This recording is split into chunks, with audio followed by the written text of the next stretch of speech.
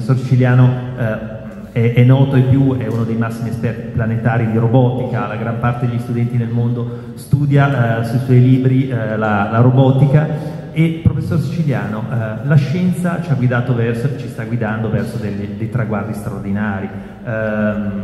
Non da ultimo si sta parlando anche di uomo aumentato. Giustamente lei in altri contesti ci ha anche sottolineato che Neuralink di Elon Musk non è il primo passo dell'uomo aumentato, ma ce ne sono stati anche di precedenti. Ma altrettanto veramente la tecnologia sta cambiando anche il modo in cui l'uomo si percepisce e il modo in cui l'uomo si relaziona anche con il contesto.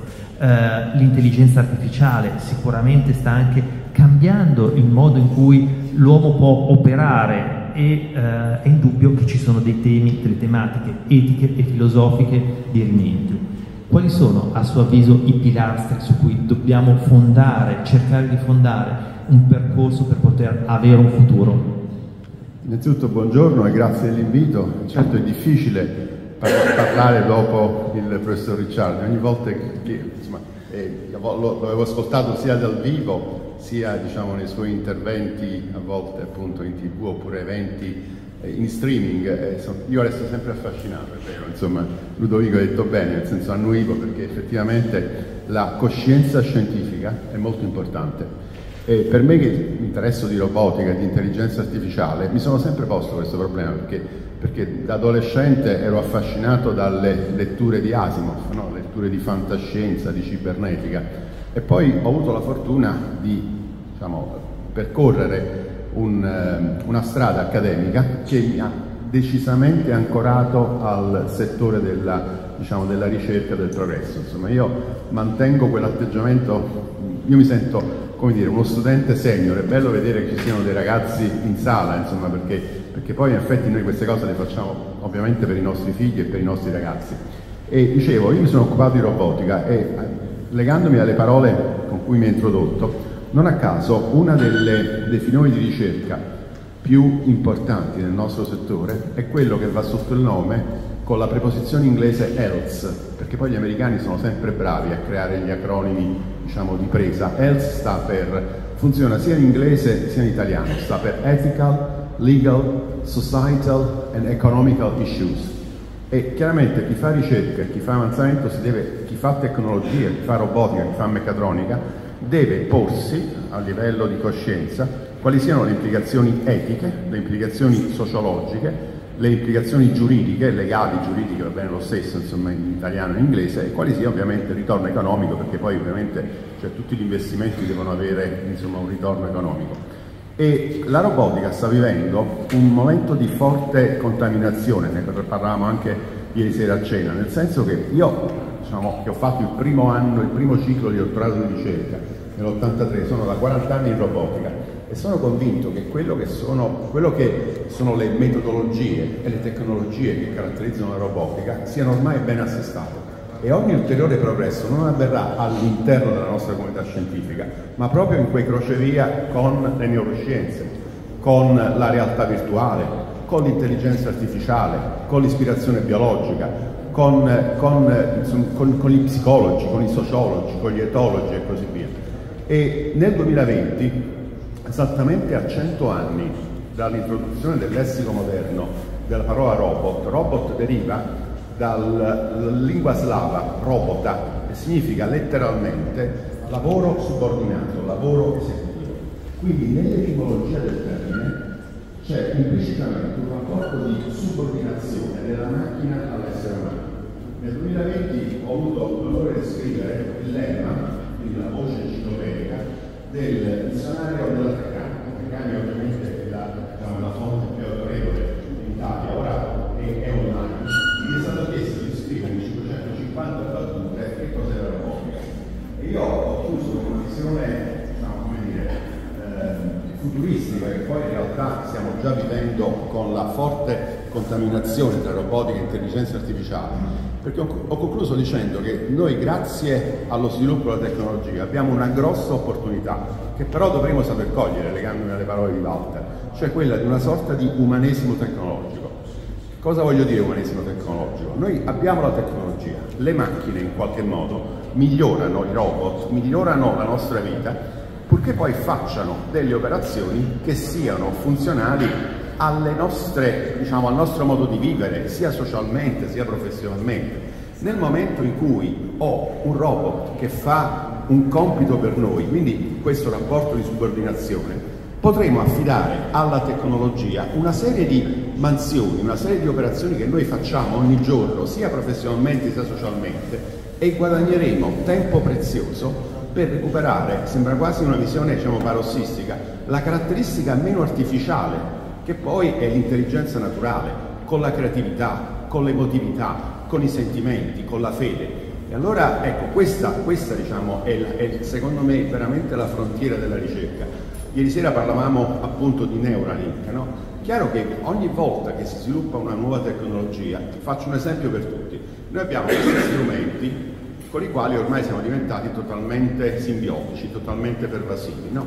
È ormai una tecnologia che fa parte della nostra vita, così come 20 anni fa è stato internet e così via. Ora c'è l'intelligenza artificiale, no? Se prendiamo per esempio ChatGPT, io ChatGPT chiedo, faccio una domanda, mi dà un testo, i ragazzi lo usano a volte anche per fare i compiti, per superare gli esami e così via, per risolvere i progetti. Allora che cosa mi dà? Qual è la chiave della tecnologia? Si pensa a torto che per colpa della tecnologia ci sia un appiattimento e una sorta di impigrimento, di impoverimento, diciamo, come dire, culturale, scientifico, del fatto che tutti quanti possono avere accesso alla tecnologia, siamo tutti quanti uguali.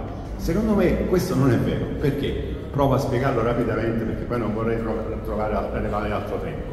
Perché in effetti nel momento in cui io ho uno strumento, è ovvio che se mi fermo superficialmente alla risposta di ChatGPT, fateci caso, se c'è qualcuno, penso che abbia giocato con l'app, no? ChatGPT dà un'informazione neutrale che non si sbilancia.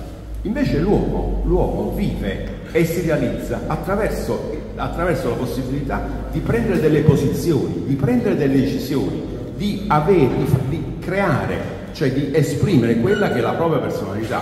Allora, se io parto, confesso, io sono quasi di madrelingua inglese, però se non ho tempo, a volte nel traduttore, anche quello di Google, pure Philippe che è migliore, io passo un testo in italiano, in inglese e poi lo personalizzo.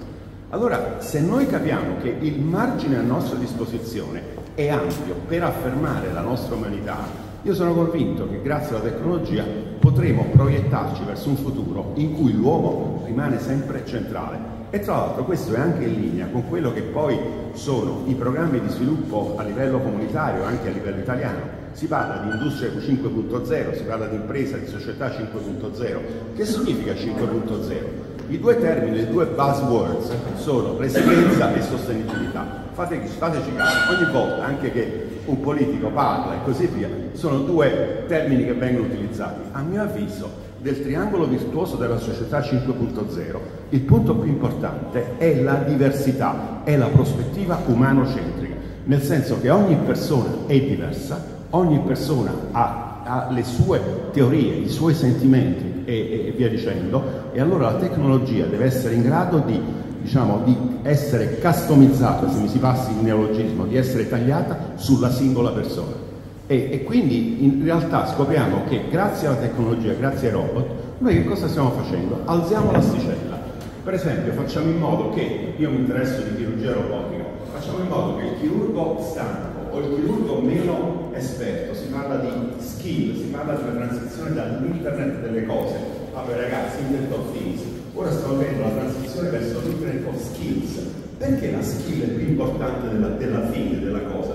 Perché la cosa è un dato che per esempio potrebbe essere un'immagine, potrebbe essere un vocale interagendo con Alexa, interagendo con ChatGPT, con Siri. La skill è una skill umana. E allora, nel momento in cui noi capiamo questa sfida, il chirurgo meno bravo o il chirurgo stanco, torno diciamo all'esempio chirurgico, avrà meno margine di errore, però state tranquilli che comunque ci sarà il chirurgo più esperto che utilizzerà la tecnologia, in questo caso il sistema robotico, in maniera molto più efficace rispetto al chirurgo medio. Quindi in realtà noi alziamo l'asticella e comunque rimane un ampio margine a disposizione per esprimere al meglio quella che poi è la nostra umanità.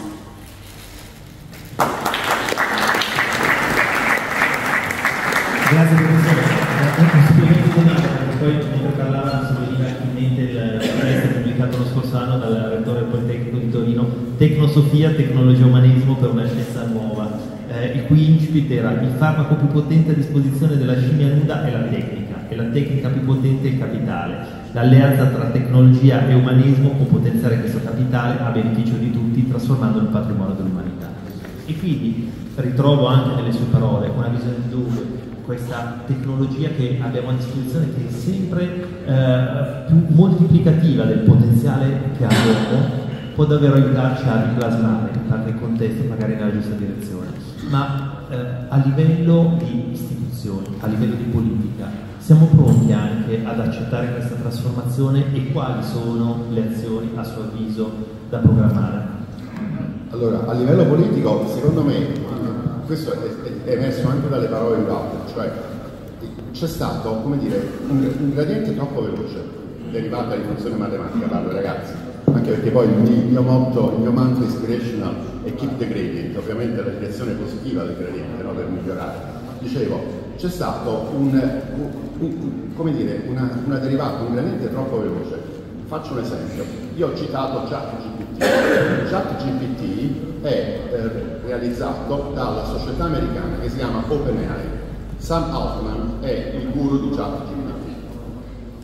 Questa società OpenAI, 3 anni fa, quando è stata fondata da Zaremba e un altro nome che non ricordo, un informatico polacco molto bravo, un giovane di 35 anni, quando è stata fondata, loro hanno dichiarato come manifesto che volevano puntare sulla intelligenza di tipo cognitivo, quindi ovviamente poi hanno prodotto ChatGPT, e per niente sull'intelligenza, come dico io, di tipo fisico, cioè quella che per esempio un robot, la manipolazione.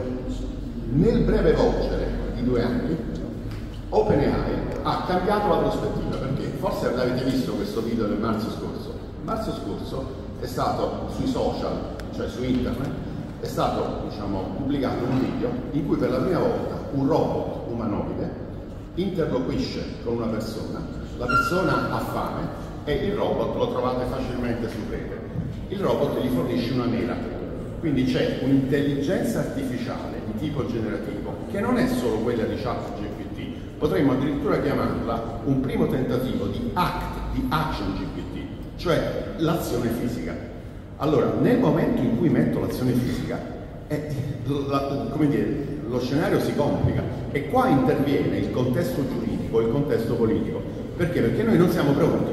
L'anno scorso c'è stato un protocollo sperimentale in cui Uber ha introdotto dei robotaxi per le strade di San Francisco, che, diciamo, non siamo a livelli, diciamo, di strade tipo delle città italiane, però comunque c'è sali-scendi, incroci in continuazione e così via.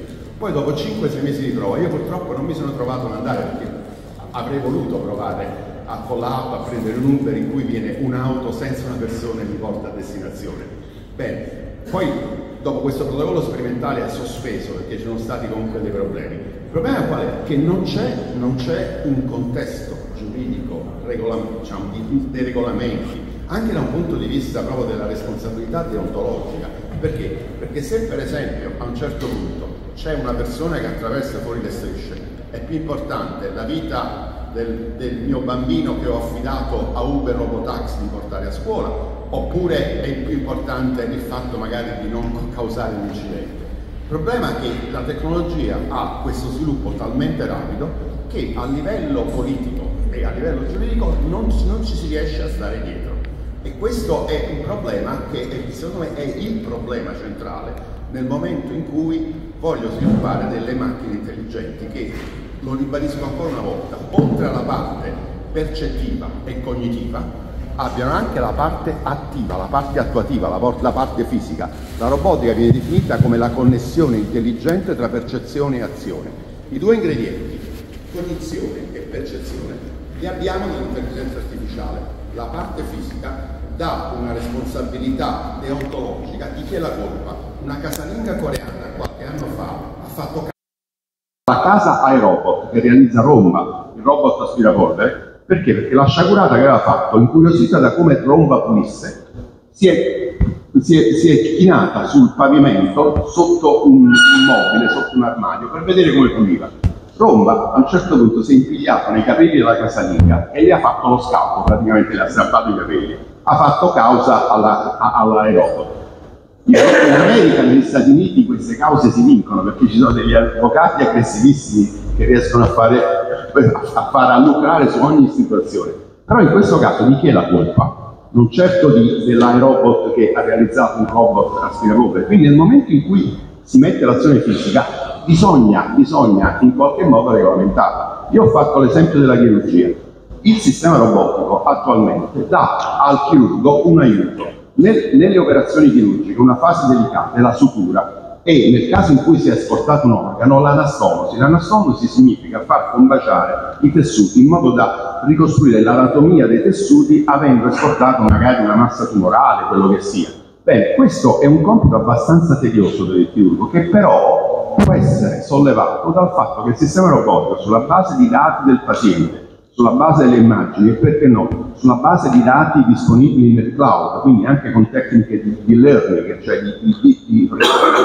di reinforcement learning, riesce a fare questa operazione in maniera precisa. Il problema qual è? È che alla fine non è che lo deve fare il sistema robotico, da un punto di vista deontologico deve essere sempre il chirurgo a prendersi la responsabilità. E allora secondo me a livello politico noi dobbiamo colmare questo gap che si è creato da questa tecnologia che è troppo rapida e che ormai è partita la sfida dell'intelligenza artificiale generativa di tipo fisico e in qualche modo lasciando sempre l'uomo che deve prendersi la responsabilità di una decisione e di come vuole utilizzare e per quali scopi la tecnologia.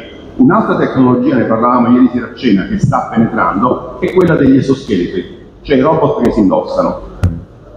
Nei centri di riabilitazione gli esoscheletri sono stati sviluppati e testati a livello prototippale per restituire la deambulazione, la mobilità a persone affette da deficit sensomotorio, per esempio un ictus, quello che sia.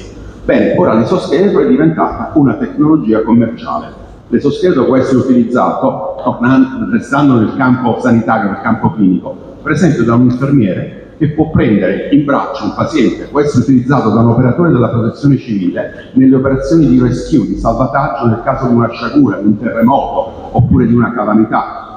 Viene utilizzato dai trasportatori, dai facchini della logistica per ridurre il rischio di disturbi muscoloscheletrici sulla colonna. Quindi è una tecnologia che in qualche modo si indossa. Però è chiaro che c'è un risvolto etico, perché nel momento in cui io prendo questa imbracatura, che è passiva, che non ha motori, io divento un superuomo. Perché? Perché ho una capacità sensomotoria superiore a quella dell'essere umano. Non a caso il primo prototipo di esoscheletro fu sviluppato a Berkeley per realizzare uno zaino intelligente per i Marine dell'esercito americano impegnati in operazioni nel sud-est asiatico. Quindi è ovvio che in qualche modo la tecnologia dà delle capacità, come dire, estese, si parla di realtà aumentata, si parla di superuomo.